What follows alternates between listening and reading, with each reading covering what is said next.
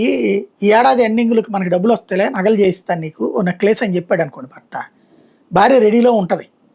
కానీ ఈ భర్త గారికి నెలకు 10,000 జీతం రేపు ఏడాది అయిపోయాక భార్యకి చెప్పాలి, నాకు 10,000 జీతం వస్తుంది కదా, మా బాస్ కనుక 30,000 రూపాయలు జీతం చేస్తే ఇద్దాం అనుకున్నాను, కానీ మా బాస్ జీతం పెంచలేదు అని చెప్తే ఎట్టుంటది? సర్రమని గాలుద్ది.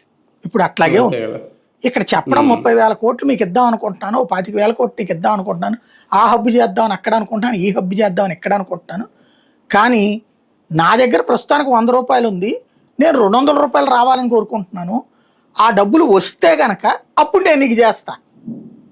ఎప్పుడు రావాలా, ఏం చేయాలి? ఏడాదిలో ప్యాన్ నుంచి పుట్టుకొస్తాయి డబ్బులు. మరి ఇంత భారీ బడ్జెట్లు అని చెప్పుకోవడం కేవలం ఎక్స్పెక్టేషన్ మ్యాథమెటిక్సా, అంతేనా? ఇప్పుడు వాళ్ళు చెప్పిన లెక్కే 1,91,000 కోట్ల రూపాయలు పన్నులు వసూలైనాయండి. పన్నులు కానీ ఆదాయం అధికారికంగా చెప్పిన లెక్క.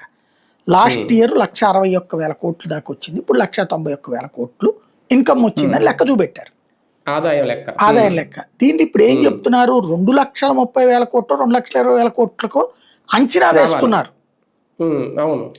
ఎక్కడి నుంచి వస్తాయి ఇట్లా అకస్మాత్తుగా డబ్బులు? నెంబర్ 1 అంచనా. నెంబర్ 2 అది రాకపోతే నువ్వు ఆ పని చేయలేవుగాక. ఇలా వస్తే నీకు నెక్లెస్ కొని పెడదాం అనుకున్నా, రాకపోతే కొనిపెట్టను కదా.